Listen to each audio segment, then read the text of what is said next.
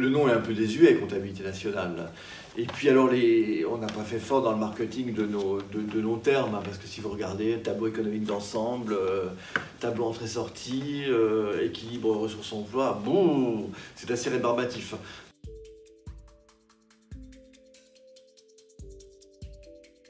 Bon, pour autant, la comptabilité nationale, c'est passionnant et plus passionnant que passionnant encore, indispensable. C'est indispensable pour les citoyens, c'est indispensable pour l'économiste, puis c'est indispensable aussi si on veut aller un peu au-delà du point de vue épistémiologique. Donc je vais revenir sur ces trois registres. Pour les citoyens, vous êtes bombardés tout le temps d'agrégats de comptabilité nationale, tout le temps. La croissance, bien sûr, l'investissement, le taux d'épargne, le taux de prélèvement obligatoire, le déficit public, le taux de marge des entreprises.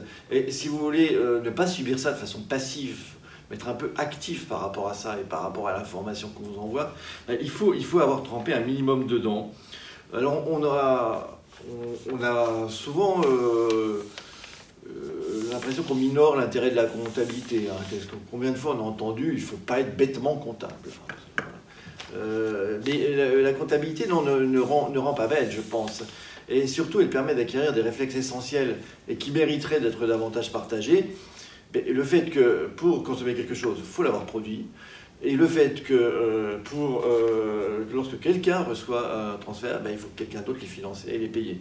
Et rien que ça, alors moi j'ai commencé ma carrière par de la modélisation où on apprend les tableaux hantés, et le fait que si quelqu'un est au départ, il faut qu'il y ait quelqu'un à l'arrivée, c'est absolument vital d'acquérir ces réflexes.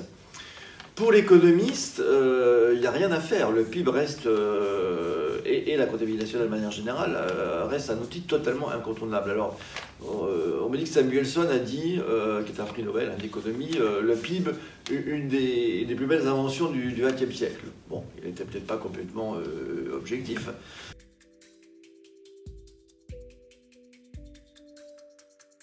C'est vrai que si vous y réfléchissez un peu, ce qui fait l'intérêt du PIB et ce qui fait qu'il a enduré les épreuves et qui reste toujours, malgré les critiques, je reviendrai, l'outil incontournable, c'est la puissance de l'outil, c'est que le PIB, c'est à la fois la somme de ce qui est produit, des valeurs ajoutées techniquement dans l'économie, mais aussi la somme des revenus et la somme aussi de ce qui est dépensé. Donc à une vache près, c'est à la fois ce qui est produit et les revenus. Donc dès qu'on s'intéresse à l'accumulation de la richesse et à la manière dont on la redistribuée, on n'échappe pas au cadre de comptabilité nationale.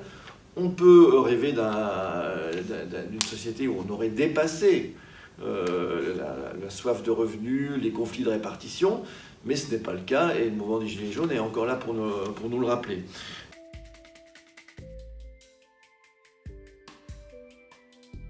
À partir du moment où il y a une aspiration au revenu, on n'échappe pas à cet outil.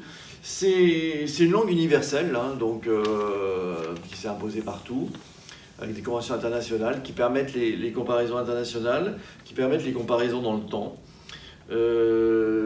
Regardez en 2020, comment cette boussole est incontournable. Vous ne comprenez rien à 2020 si vous n'avez pas les quelques données en tête.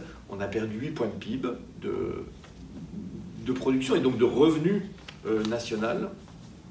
Les ménages ont complètement été immunisés, le pouvoir d'achat des revenus est resté inchangé. Les entreprises ont perdu un peu de marge, mais pas tellement.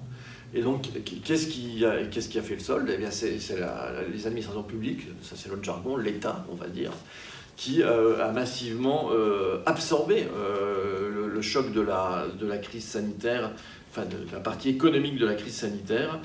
Et c'est vrai dans tous les pays, on peut le comparer entre les pays, on l'a fait nous dans des différentes publications, j'en profite pour faire la publicité des nouveaux papiers de blog de l'INSEE, il y en a un qui fait ça. Et puis on peut aussi faire des comparaisons dans le temps et comparer ça par exemple à la récession, la grande récession précédente qui était celle de la crise financière de 2008-2009. Le PIB, c'est incontournable aussi parce que, d'une manière ou d'une autre, si vous voulez financer le modèle social, alors ça veut dire quoi? Ça veut dire les services publics, ça veut dire toutes nos assurances collectives, maladie, vieillesse, etc. Eh bien, vous le faites sur des assiettes sur lesquelles il faut asseoir les prélèvements. Et ces assiettes, elles concourent toutes concourent toutes au PIB, ou parfois lorsqu'il s'agit de patrimoine, comme l'impôt sur la fortune, l'impôt sur la propriété immobilière, sur un cadre de comptabilité nationale qui n'est pas le cadre des flux, qui est le PIB, mais le cadre des stocks, qui sont les comptes de patrimoine. Et donc tout ça est vraiment incontournable pour la gestion des finances publiques, pour la compréhension de l'économie, pour la compréhension des politiques publiques.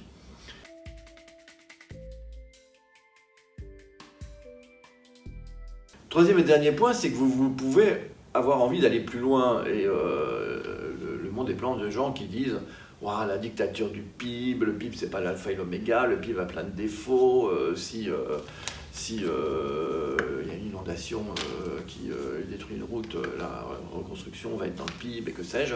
Oui, alors tout ça est vrai, et la critique est normale, elle existe depuis le tout début de la création de la comptabilité nationale, elle est plus que normale, elle est absolument indispensable, et l'INSEE, le slogan, c'est « mesurer pour comprendre », mais il faut aussi avoir compris ce qu'on veut mesurer, et donc il y a ce côté réflexif, on dit à l'INSEE, ou épistémo, qui est vraiment indispensable, mais ça, vous ne pouvez rentrer dedans que si vous connaissez les bases.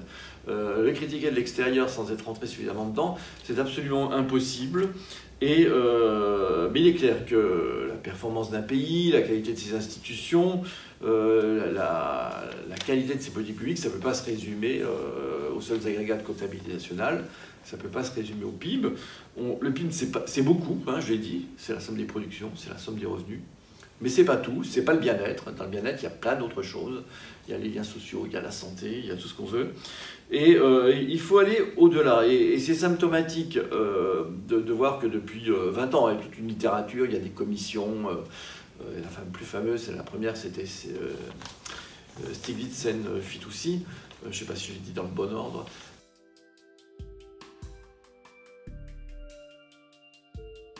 La manière dont ils ont présenté ça n'a jamais été remplacer le PIB, c'est beyond GDP, aller au-delà du PIB. Donc il faut comprendre pour aller au-delà, enrichir le cadre de la comptabilité nationale, mais on ne le remplace pas, on l'enrichit, ça c'est absolument vital à comprendre, et on le fait dans différentes dimensions, hein. Je vais juste en citer 3 pour terminer.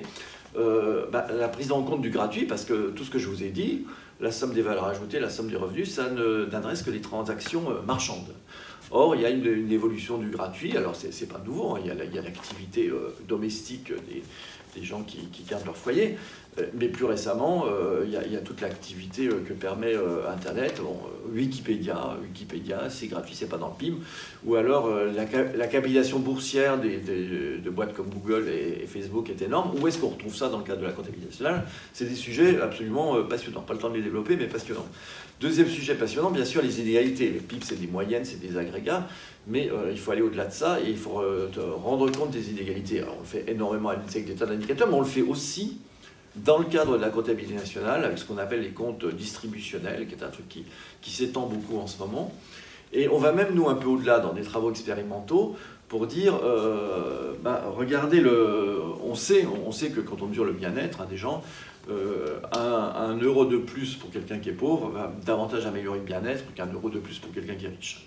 Et donc on peut essayer de calibrer ça, et à cette aune-là, si on tient compte aussi de la démographie, on se rend compte, ce qu'on dit tout le temps, c'est que les États-Unis ont une croissance plus forte que l'Europe. Bon, c'est déjà un peu moins vrai si on tient compte de la démographie d'une population plus rapide aux États-Unis. Et si on tient compte de l'évolution des inégalités beaucoup plus forte là-bas que chez nous, eh bien évidemment, ça améliore beaucoup moins le bien-être collectif. Et même, on se rend compte que cette performance-là, elle est supérieure en Europe qu'aux États-Unis. C'est un papier qui aurait mérité de faire un peu plus de bruit. Mais on va continuer à feuilletonner un peu sur ce sujet à l'INSEE. Dernier sujet où il faut enrichir et le cadre de la comptabilité, mais rentrer dedans, c'est les sujets de soutenabilité environnementale. Alors ça suppose qu'on donne des prix aux choses, les prix au carbone, ça commence, les prix à la biodiversité, c'est beaucoup plus compliqué, mais c'est évidemment une partie de la comptabilité nationale qui est très féconde et absolument indispensable pour penser l'avenir. Voilà, j'espère vous avoir donné un petit peu envie de regarder ça, sous ces différents angles, et puis je vous souhaite bon courage pour la suite des études. Au revoir. Merci beaucoup.